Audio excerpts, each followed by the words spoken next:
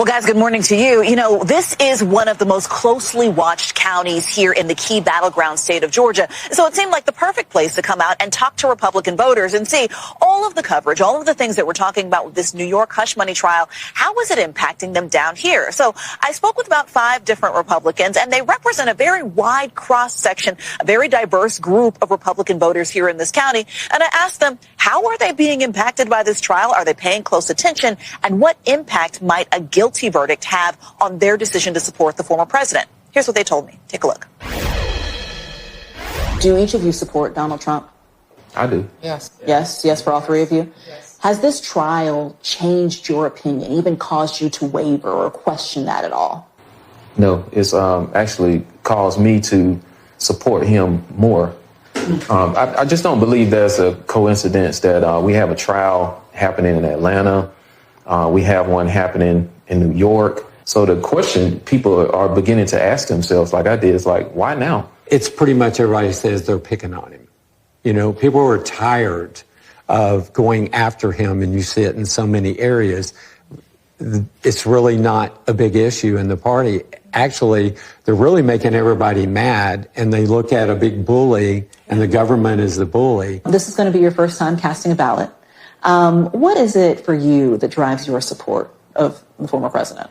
I think always fighting. I mean, he's taken so much just defense from news and everything, but he still hasn't given up. He keeps fighting to do what's right. I've talked to many people who formerly identified as a Democrat. They have changed their political persuasion to independent, and they are looking forward to voting for Trump. Wow. Because now they find something in common with a political candidate at that level. When you say they find commonality, what is that commonality? They have felt persecuted by the system of American injustice.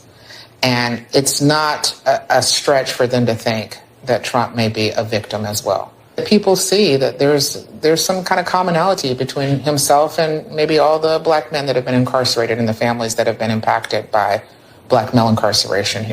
What have we been saying? What have we been saying over the last year and a half? What was going to be the net effect of those arrests and that magnificent mugshot? We've been arguing for months now, and it's not just us. Rich Barris of the People's Pundit, Robert Barnes, Viva Fry, a number of analysts recognize the very same thing. That mugshot, that glorious mugshot, made Trump officially gangsta. For millions of particularly non-white voters, he instantly became one of them. Voters who have consistently voted Democrat are now voting Trump almost solely based on the fact that that image made him one of them. How so? Easy. If you ask people how many New York billionaires do you know or how many former presidents do you know, what's the answer? Well, of course, it's 0, right? But if you ask them how many people do you know who've had unjust mugshots taken of them, well, that's different, isn't it? They may know several at some point in their lives who've gotten arrested, again, unjustly. In other words, that mugshot transferred Trump from one cultural space, the New York billionaire former president, to another cultural space, someone legally persecuted by an unfair and unjust system. And that transference has endeared Trump to voters that would never have given him the time of day prior to it. Look at this. This is from CNN. Here's James Carville, old serpent head himself, Democrat strategist James Carville, on the state of the race right now. I know that this might be maybe the only trial that we see of Donald Trump this year. Is it time for Democrats to move on and look at the fundamentals of this race and not see these trials as somehow this X factor that's going to have a huge influence on how this thing turns out in November? Yeah, I think that we have to, because the fundamentals right now, frankly, are depressing, and we have all of these events, and they change little or nothing. Gang, as you know, we look out for each other on this channel. Your safety and your security are our #1 priority. So if you haven't secured the deed to your home as of yet, you need to click on that link below right now and protect yourself and your loved ones. I was absolutely shocked when I found out how easy it is to access the deed to my house, and not just access it, but actually change it. The deed to your home is the only document that proves you own it. But the problem is that all our deeds are now online, and criminals are free to find your deed, forge your signature, refile as the new homeowner, take out tons of loans using your home's equity, and then they stick you with all the debt. But that's where our good friends over at Home Title Lock come in. Gang, they're simply amazing. Home Title Lock gives you the peace of mind that the deed to your home is absolutely and completely protected 24/7. Click on that link below right now. Use promo code TurleyTalks. And all you got to do is enter your address for your no-obligation home title scan to see if you've already been a victim of deed theft. It's a $100 value, absolutely totally free with my promo code TurleyTalks. Gang, don't wait for the worst to happen only to regret you didn't do something about it when you could have. Do what I've done. Do what countless patriots have done. Click on that link below right now and secure your home today. You heard old Serpent Head himself. The fundamentals of this election are depressing. The fundamentals of this race are depressing. What fundamentals is he talking about? Well, all you got to do is look at the headline from the latest New York Times poll that dropped this week. Trump leads in 5 key states as young and non-white voters express discontent with Biden. Now, you've got to let that headline hit you the way it would hit a Democrat, the way it would hit someone like Carville. I mean, let's go step by step with that headline because it's got all the info we need here. First, Trump leads in 5 key swing states. Gang, you've got to let that hit you. Biden has been outspending Trump by at least 3-1 over the last several months. And yet, he continues to fall further behind.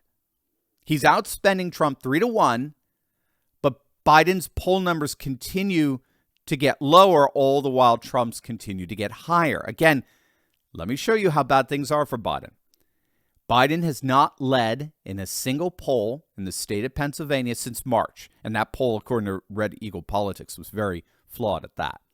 He's not led in a single poll in the state of Georgia since November of last year. He hasn't led in a single poll in Nevada since October of last year. Again, remember, no Republican has won Nevada since 2004, 20 years ago.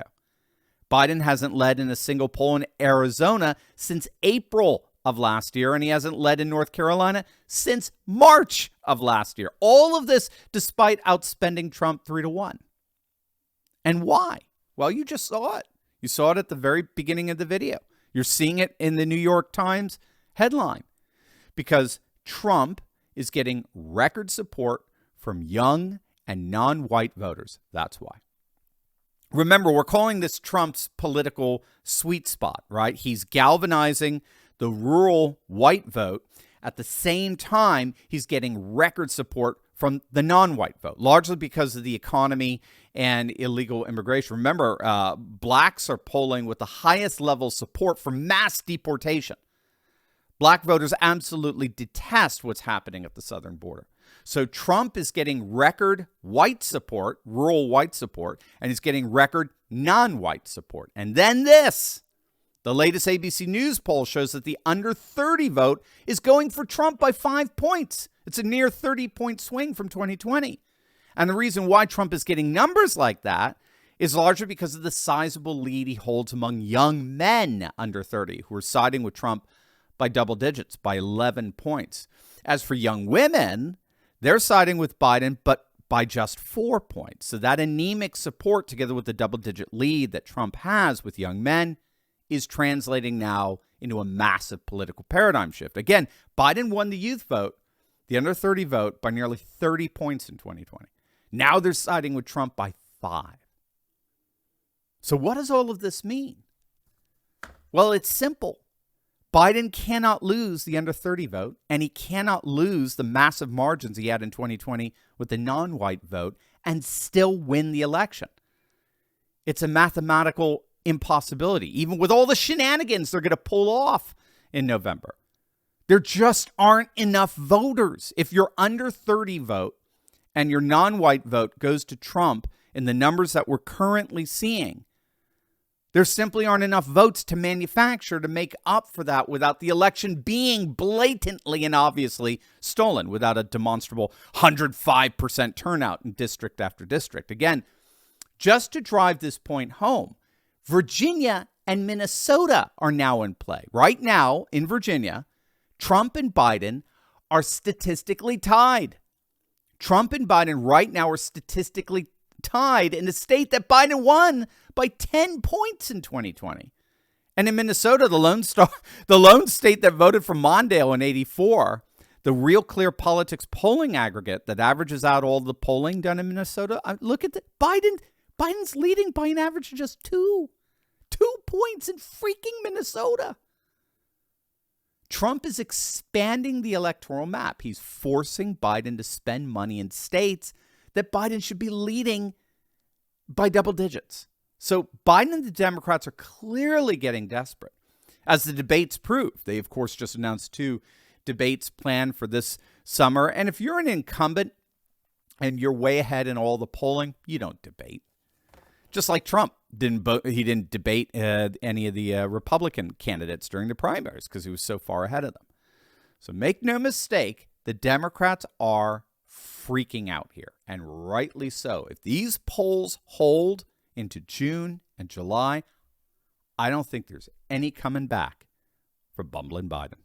Here's your opportunity to tell big tech tyrants where they can stick it. Click on that link below and download our brand new cancel-proof Turley Talks app, and you can sign our special declaration of restoration. That's our petition to big tech that declares a new day is dawned. They are no longer in control, and we are taking our nation back. We've already got over 1,000 signatures of courageous patriots, and yours is next. Click on that link below or go to fight.turleytalks.com right now.